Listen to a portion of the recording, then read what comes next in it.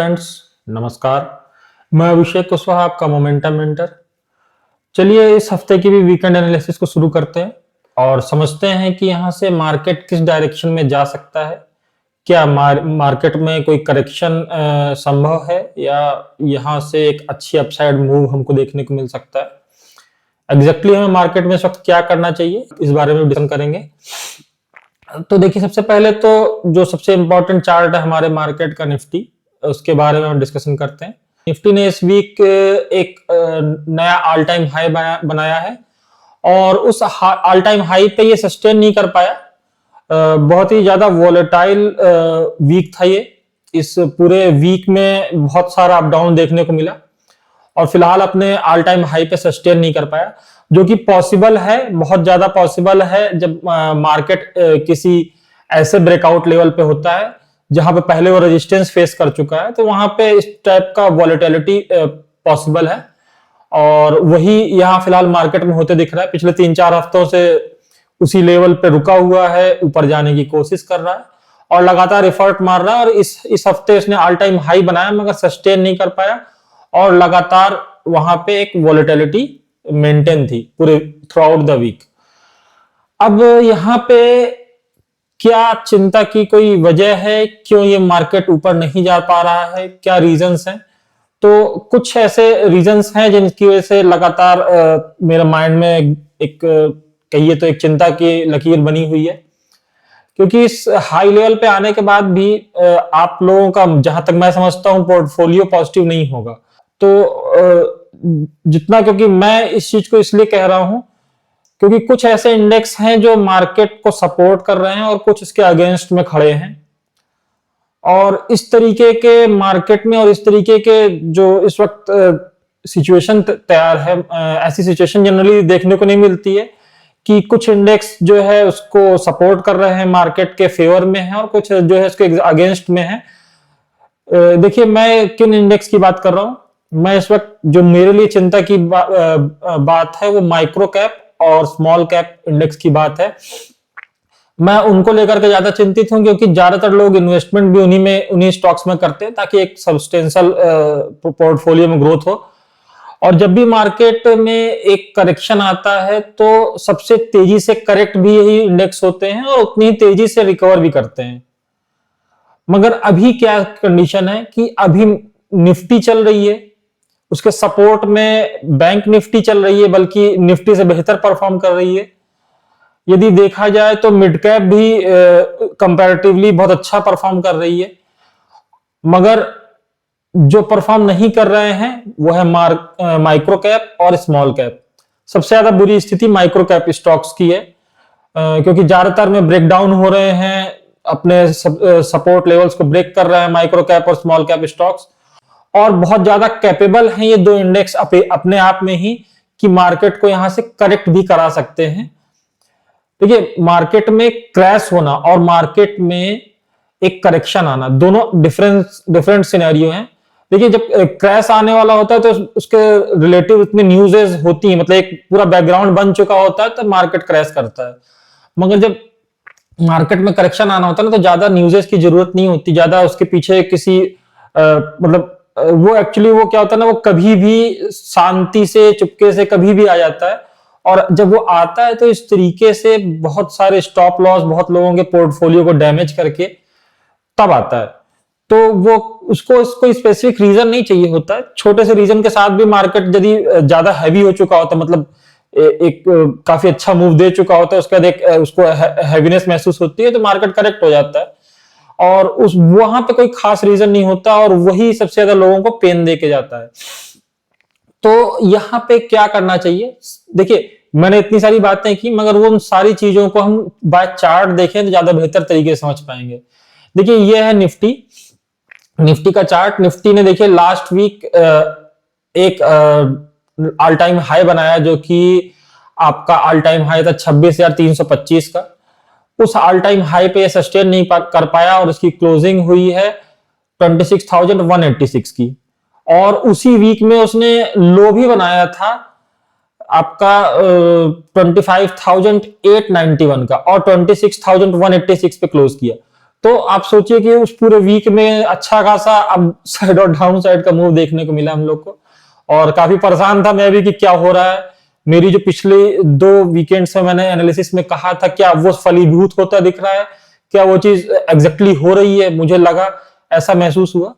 तो वो चीजें क्योंकि मैंने पहले कहा था कि माइंड में इस चीज को रख करके ही मैं ट्रेड करूंगा, कि यहां से हो सकता है कि एक करेक्शन देखने को मिले आपको, छोटा भी हो सकता है, बड़ा भी हो सकता है, डिपेंड करेगा कि किस टाइप का पूरा मार्केट सिनेरियो चल रहा है।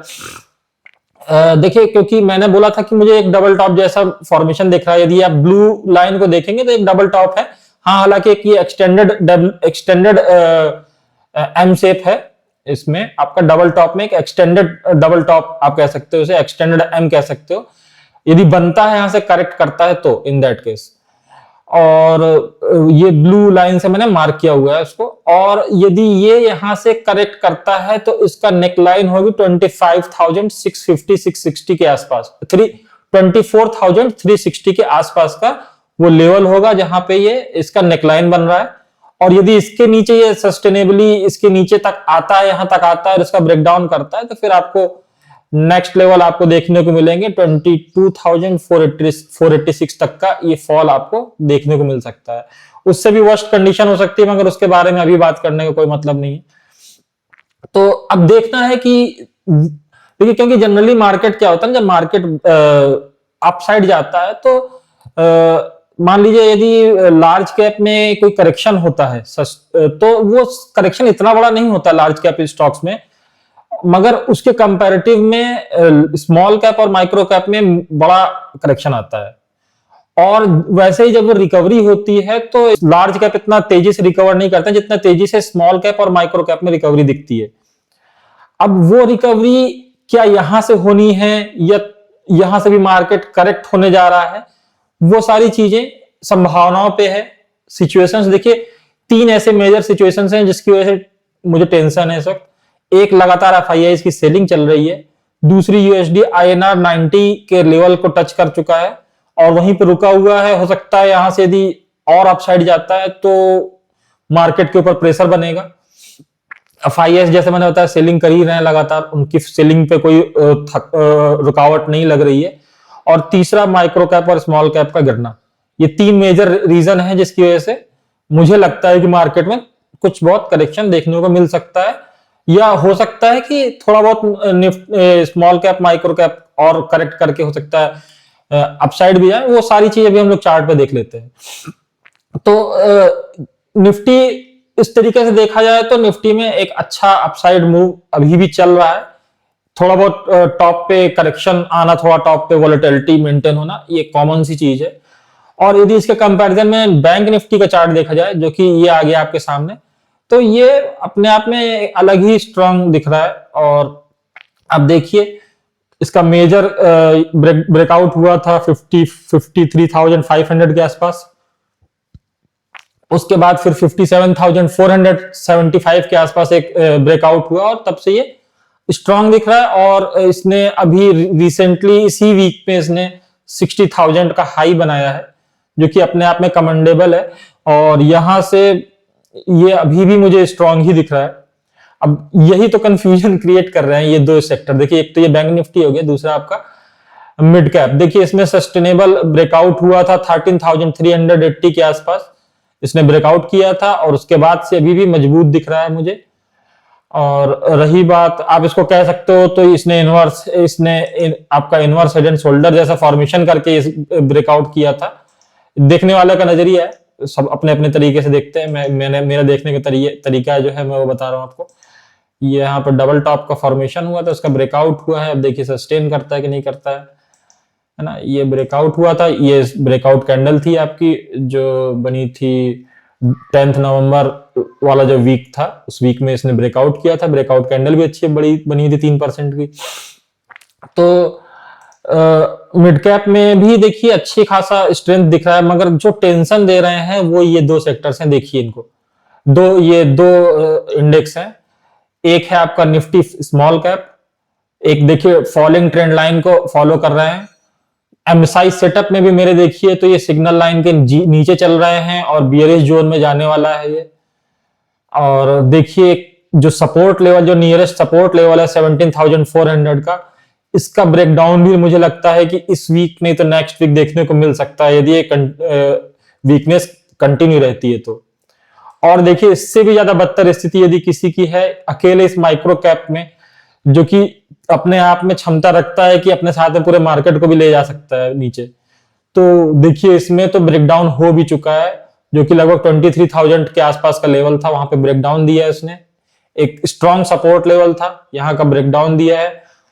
अब ये आगे क्या होगा ये तो नहीं कह सकते हैं, मगर यहां से मार्केट में यही वीकनेस का कारण है, यही दो सेक्टर्स हैं, यही दो सेगमेंट्स हैं, यही दो इंडेक्स है जो आपको यहां से वीकनेस शो कर रहे हैं। सेक्टर मेरे मुंह से गलती से निकल गया था, तो स्मॉल कैप और माइक्रो कैप, और ज्यादातर लोगों का इन्वेस्टमेंट इन्हीं दो इंडेक्सेस में, इन्हीं दो इंडेक्स के स्टॉक्स में, मतलब स्मॉल कैप में या माइक्रो कैप में ही ज्यादातर लोगों का पोर्टफोलियो बिल्डअप होता है। लार्ज कैप में तो जनरली आदमी नहीं पोर्टफोलियो अपना बिल्डअप करता है, कुछ एक स्टॉक्स भले ले लेता है, मेजर स्टॉक्स इनके स्मॉल कैप और माइक्रो कैप से ही रहते हैं। अब ये दो चीजें हैं। अब इसके बाद यदि हम देखते हैं यहां से, तो मैं सबसे पहले यूएसडी आईएनआर का चार्ट देखूंगा, क्योंकि यूएसडी आईएनआर लगातार एक अप ट्रेंड में है और इसने पिछले कुछ दिनों में बहुत तेजी से 90 का लेवल टच किया और उसके ऊपर ही बना हुआ है लगातार। भले इस वीक थोड़ा सा अपसाइड से नीचे आते हुए दिखा है, मगर इसने स्ट्रेंथ मेंटेन करके रखी है, लगातार वॉल्यूम भी है यूएसडी आईएनआर में। तो यहां से यदि आप लास्ट जहां से इसने लास्ट करेक्शन लिया था, यदि वहां से इसका आप फिबोनाची रिट्रेसमेंट डालते हैं, तो आपको भी देखने को मिलेगा कि अगला लेवल कहां निकल के आता है। जो अगला लेवल है वो आपका 90 और 94 का लेवल निकलता है, जो कि अपने आप में एक टेंशन देने वाला लेवल है। एक लेवल तो इसने अभी क्रॉस पार किया है 90.661, इसने अभी टच किया था इस वीक, और अगला लेवल 94 के आसपास आता है। तो ये अपने आप में जो है टेंशन का रीजन है मेरे लिए, और यदि ऐसा होता है, ये लेवल्स आते हैं, तो लगातार मार्केट पे प्रेशर बनेगा।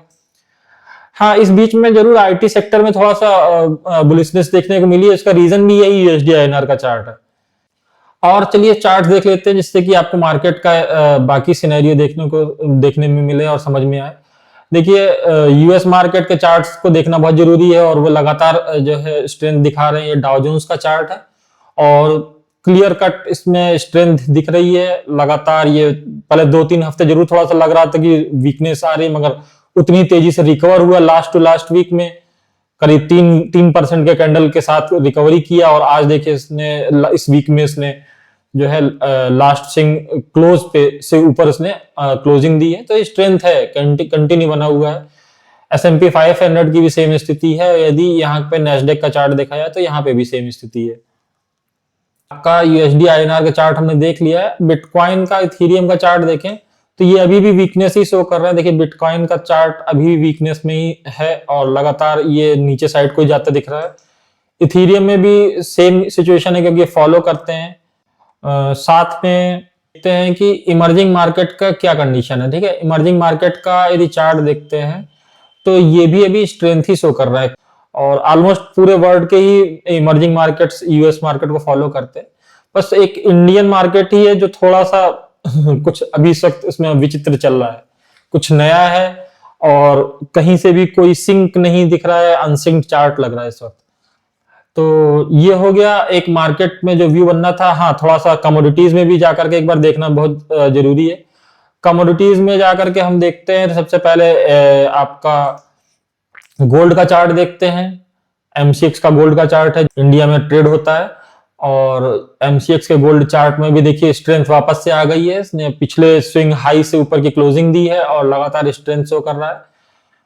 और क्योंकि ये प्रीशियस मेटल है, अब मार्केट के साथ साथ प्रीशियस मेटल्स और कमोडिटीज नहीं चलते हैं जनरली, और खासतौर से प्रीशियस मेटल नहीं चलते हैं। और प्रीशियस मेटल में तो स्ट्रेंथ इतनी ज्यादा हाई है कि क्या ही कहें। देखिए सिल्वर के चार्ट को देखिए, गैप अप ओपनिंग हुआ लास्ट वीक और वहां से स्ट्रेंथ पकड़े हुए 6.5 लगभग 7% का कैंडल थी। गैप अप खुलने के बाद 7% की कैंडल इसने क्लोज करी है, और ये अपने आप में ही जो है अलग ही दुनिया में चल रहा है। 11% की कैंडल, फिर उसके बाद लगभग 7% के आसपास की कैंडल, मतलब अलग ही स्ट्रेंथ है इस वक्त सिल्वर में और गोल्ड में। सिल्वर बल्कि गोल्ड से भी तेजी से भाग रहा है और बहुत तेज स्ट्रेंथ है। अभी यदि इस वक्त जाकर के आप बेस मेटल्स में भी देखेंगे तो बेस मेटल्स की भी सेम स्थिति। देखिए ये जिंक का चार्ट है, आप स्ट्रेंथ देखिए जिंक के चार्ट में, लगातार हर वीक में एक से बढ़कर एक पॉजिटिव कैंडल्स बन रही हैं और लगातार स्ट्रेंथ पकड़े हैं। देखिए ये कॉपर का चार्ट है, कॉपर के चार्ट में तो देखिए लास्ट वीक में करीब 5.5% के आसपास की कैंडल बनी है और लगातार स्ट्रेंथ में, मतलब ऐसा अनसिंक्ड मार्केट जैसा चल रहा है इस वक्त मैंने नहीं देखा है और बहुत रेयरेस्ट कंडीशन है। इसको एंजॉय करिए, जहां मार्केट में नहीं मिल रहा तो कमोडिटीज में जाकर ट्रेड करिए, प्रॉफिट कहीं ना कहीं से भी मिलता तो है ही है। कुछ नहीं चलता तो कुछ ना कुछ जरूर चलता है, ये मार्केट का नियम है। देखिए एल्युमिनियम का चार्ट है, ये भी बेस मेटल है। निकल का चार्ट है, बस यही एक है जो निकल का चार्ट नहीं सिंक कर रहा है अपने बाकी मेटल्स के साथ, मगर बाकी सारे चार्ट जो है स्ट्रेंथ शो कर रहे हैं और इतने अच्छे स्ट्रेंथ में है कि क्या ही कहें। एक चार्ट और है जो बहुत तेजी से भागा है इस ड्यूरेशन में, उसके बारे में हम बात कर लेते हैं। वो है जापान का चार्ट। इसका लास्ट जो मूव आया है आप देखेंगे, करीब इसने मई के आसपास से चलना शुरू किया था अप्रैल में, और अप्रैल में इसका लेवल था लगभग 30-31 हजार और इसने लगभग जो है 52,000, 30-31 हजार से इसने 52,000 का, मतलब एक इंडेक्स इतना तेजी से मूव करता है तो ये अपने आप में सोचने वाली बात है। यदि यहां से यहां तक का मूव हम देखें इसके हाई तक का, तो 66% एक इंडेक्स, वो भी 203 दिन में। अभी भी यदि देखा जाए जो है 50,000 से ऊपर की क्लोजिंग है इस वीक, 59% का मूव आता है 238 डेज में। ये अपने आप में ही कुछ अलग है। और इसी बीच में यदि आप जापान का 10 ईयर का बॉन्ड यील्ड का चार्ट देखें, जो कि मैं कोशिश करता हूं ढूंढने की, यदि मुझे बॉन्ड यील्ड का चार्ट मिल जाता है तो हम उसको देखेंगे। एक मिनट रुकिए, देखता हूं।